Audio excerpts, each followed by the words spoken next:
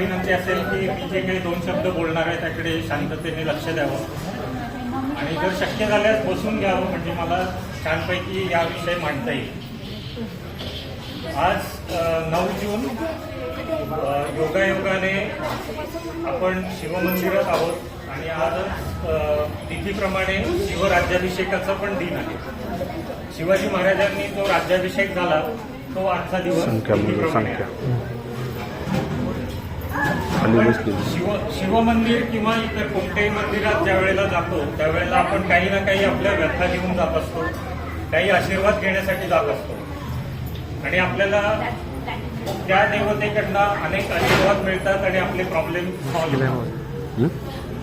पण पूर्वीचा काही काळ असा होता की त्या काळामध्ये अनेक आपली मंदिरं ही नासधूस करण्यात आली होती, परकीय आक्रमण झालं होतं आणि या आक्रमणांमुळे आपल्या शेतकरी माणसाला, त्या काळातल्या जनमानसाला कुठल्याही मंदिरात जाण्याची भीती होती.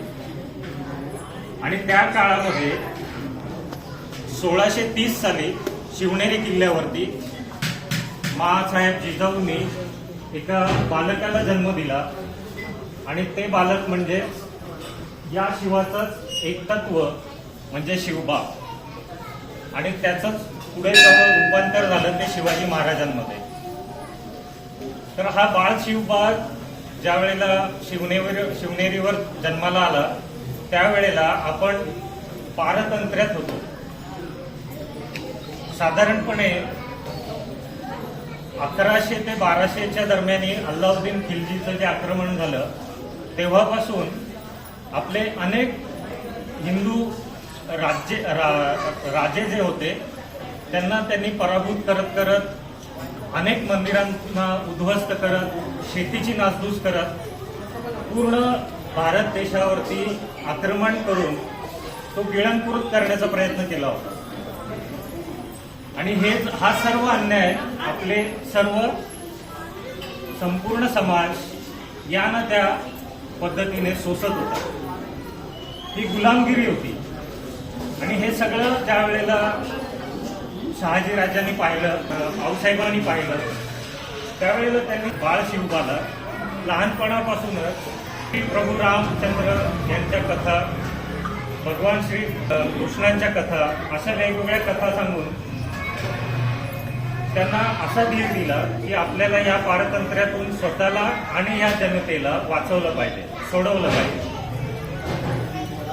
आणि विश्वास नाही वाटणार तुम्हाला की अवघ्या 15व्या वर्षी ह्या बाळ शिवबाने आपले काही सवंगडी गोळा करून याच शिवाच्या मंदिरामध्ये तिथे जाऊन आपला रक्ताचा अभिषेक केला पिंडीवर आणि शपथ घेतली. ती शपथ अशी होती की हे हिंदवी स्वराज्य घडणार आणि ते आम्ही घडवणार. ते तिथे अशी कोणत्याही प्रकारची व्यथा घेऊन गेले नाहीत की हे महादेवा आम्हाला स्वराज्य दे, आम्हाला हिंदवी स्वराज्य घडू दे, अशी व्यथा घेऊन ते गेले नाही.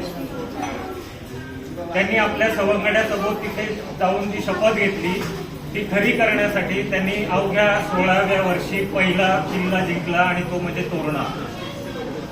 तुम्हाला जर माहिती असेल, तुम्ही जर कोणी ट्रेकिंगला गेला असाल तर हा किल्ला नुसतं मोकळ्या पायाने जाऊन चढून येणं किती अवघड आहे हे तुम्ही जाणत असाल.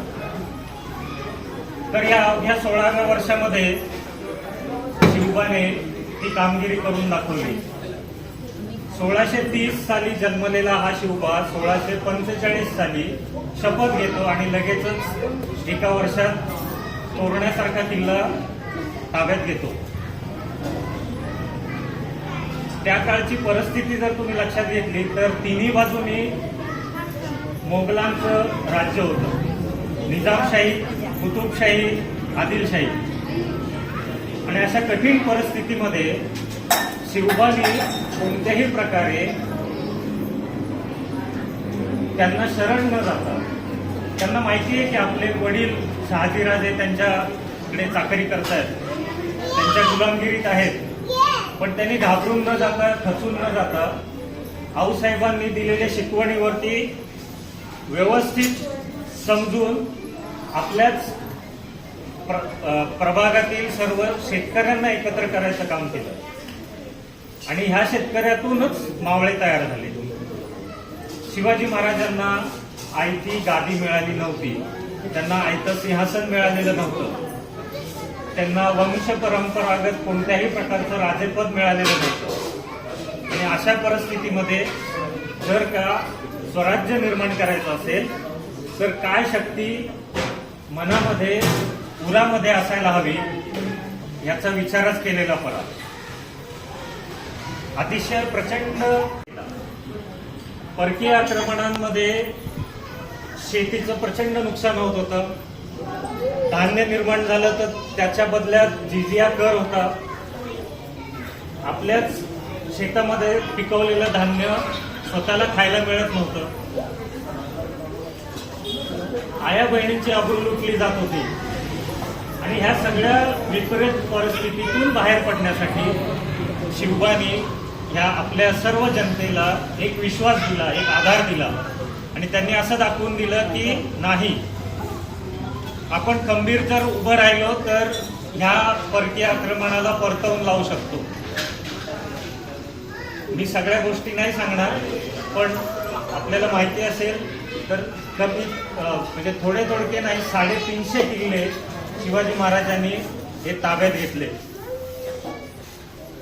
महाराजांनी एकट्याने हे केलं का तर नाही, त्यांच्याबरोबर त्यांचे मावळे होते, त्यांचे शेतकरी बंधू होते, भगिनी होत्या.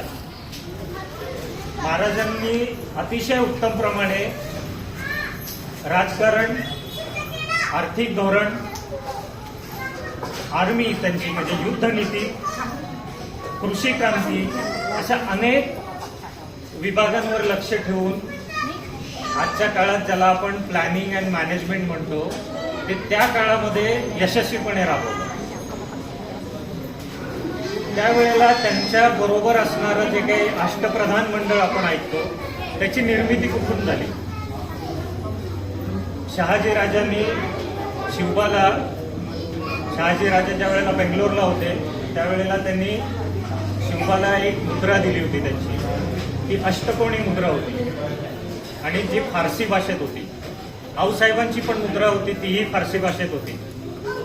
या दोन्ही मुद्रांचा अभ्यास करून शिवबांनी आपल्या संस्कृत भाषेमध्ये स्वतःची मुद्रा निर्माण केली आणि मराठी भाषेला प्राधान्य येईल, कसं देता येईल असं पाहिलं. जो काही शब्दकोश फारसी भाषेतला होता त्यातले जवळपास 1300 शब्द बदलून मराठी भाषेतले शब्द तिथं आणले. म्हणजे भाषा सुद्धा आपली असावी, राष्ट्र आपलं असावं, राज्य आपलं असावं आणि अधिकार पण आपलाच असावा. हे ज्या माणसाने इथे लागू केलं तो म्हणजे शिवबा, तो म्हणजे शिवाजी महाराज. हे महाराज कधी झाले आणि कसे झाले हे काय असेच उठून झाले नाहीत. जसे आजकाल आपल्या राजकारण्यांच्या गाद्या चालतात, घराणी चालतात, अशा पद्धतीनं हे राजे निर्माण नाही झाले. या राजांनी स्वतःच्या हातात तलवार घेतली, स्वतः घोड्यावर मान ठोकून अनेक किल्ले, लढाया जिंकल्या आणि त्यावेळेला तो राजा म्हणून उदयाला आला आणि त्याचा विश्वास निर्माण झाला. हा विश्वास जिंकणं एवढं सोपं नव्हतं, कारण फक्त शेतकरीच होता आपल्याकडे, मावळा नव्हता. आणि जे कोणी आपले हिंदू इतर परकीयांच्या बरोबर जे काही गेले होते सैनिक म्हणून, ते जोर जबरदस्तीने गेलेले होते. तर ह्या सगळ्या परकीयांच्या विरोधात लढण्यासाठी शिवाजी महाराजांनी अनेक लढाया केल्या, अनेक किल्ले जिंकले. असं एक वेळ आली की त्यांना तह पण करावा लागला आणि त्या तहामध्ये त्यांनी आपल्या पोटच्या मुलाला सुद्धा दिलं होतं, संभाजी राजांना.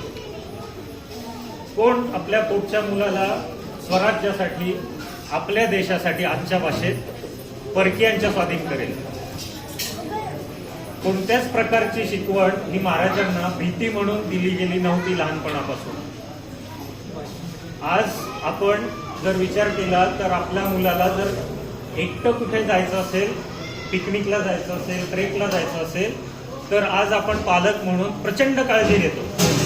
टोपी घेतलीस का, पाण्याची बाटली घेतली का, शूज घातले का, ह्या अशा अनेक प्रकारच्या बंधनातून आपण आपल्या मुलांना कमकुवत करतोय हे आपल्याला कळत नाहीये. आणि त्या काळामध्ये जिजाऊनी आपल्या मुलाला 15व्या वर्षी आपलं रक्त सांडू दिलं, त्याच्या हातात तलवार दिली. त्याला भीती हा प्रकारच माहिती नव्हता. आज आपली आई सांगते मुलाला की तिकडे जाऊ नको, अंधार आहे, बाऊ येईल, आणि ते मूल तिकडे जात नाही. पुन्हा प्रयत्न करतं, परत आई सांगते तिकडे बाऊ आहे, अंधार आहे, जाऊ नको. काय त्या मुलाला शिकवण मिळते तर अंधारात जायचं नाही, तिकडे बाऊ आहे. हा बाऊ आजपर्यंत कोणाला सापडला का? मोठा झाल्यानंतर तुम्ही शोधला का? तो नाही सापडलेला. जिजाऊंनी हे अजिबात केलं नाही महाराजांबद्दल. त्यांनी शिवबाला नाही थांबवलं की तू तलवार घेऊ नको, अंधारात जाऊ नको, गड किल्ल्यांवर जाऊ नको, अजिबात नाही. उलट त्यांनी त्यांना दिशा दिली. आणि त्यांनी अशासाठी दिशा दिली नाही की त्यांना स्वतःचं राज्य पाहिजे होतं, त्यांना स्वतः सत्तेवर बसायचं होतं. त्यांना एकच ध्येय होतं, ते म्हणजे राष्ट्र प्रथम, देश प्रथम, हिंदवी स्वराज्य प्रथम. शिल्लक राहिलं नव्हतं, ना कुठल्या प्रथा शिल्लक राहिल्या होत्या, ना मंदिरं शिल्लक राहिली, ना राजे शिल्लक राहिले. काशीमधून गागा भट्ट इथं आले आणि त्यांच्याकडून राज्याभिषेकाचा एक ग्रंथ निर्माण करण्यात आला. प्रचंड मनुष्यबळ ह्या कामी आलं आणि त्यांनी राज्याभिषेक कसा असावा याचं खूप मोठं साहित्य निर्माण केलं, नियमावली तयार केली. आणि त्यानंतर शिवराज्याभिषेक 1674 साली 6 जून रोजी रायगडावर संपन्न झाला. हा जो शिवराज्याभिषेक होता त्याचा अर्थच असा होता की जी 1645 साली त्यांनी जी शपथ घेतली होती की हे स्वराज्य असेल, हे हिंदवी स्वराज्य असेल, त्याचं शिक्कामोर्तब हे 1674 साली झालं. महाराजांनी जे काही तहामध्ये किल्ले दिले होते ते सगळे किल्ले परत लढाया करून जिंकून घेतले, ही त्यांच्यात ताकद होती. आज आपण वयाच्या 50शीला आलो तरी आपण आज स्वतःचं घर एक फ्लॅट म्हणून घेऊ शकतो का? विचार करण्यासारख्या काही बारीक बारीक गोष्टी आहेत की ज्या शिवाजी महाराजांच्या तत्वांमधनं शिकण्यासारख्या आहेत.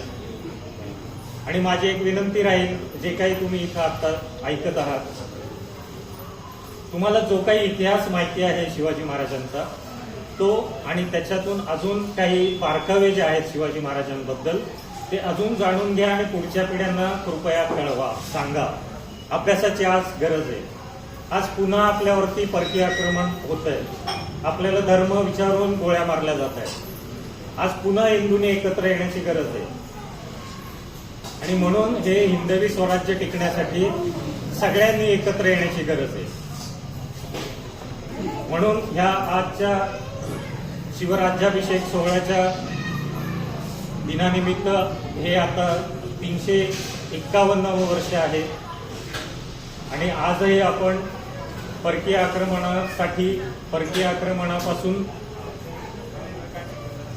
सावध होण्यासाठी एकत्र येणं गरजेचं आहे.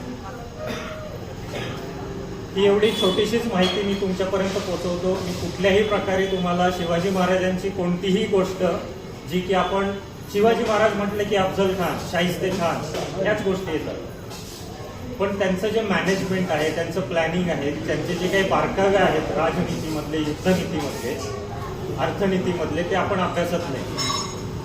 तर त्याची कृपया जाणीव करून घ्यावी आणि पुढच्या पिढ्यांपर्यंत नक्की पोहोचवावं. यासाठी तुम्हाला जी काही आमच्याकडून मदत लागेल ती आम्ही नक्की द्यायला तयार आहोत. पण हे हिंदवी स्वराज्य असंच पुढे चालत राहिलं पाहिजे आणि वाढत राहिलं पाहिजे. जो काही मनोमन एक प्रण करावा आणि या चांगल्या दिवशी हा प्रण करून सगळ्यांनी एकत्र कसं यावं यासाठी विचार विनिमय करावा, चिंतन करावं आणि आमच्यासारख्या बंधूंना जोडलं जावं, एवढीच विनंती. जय शिवराय. शिवराज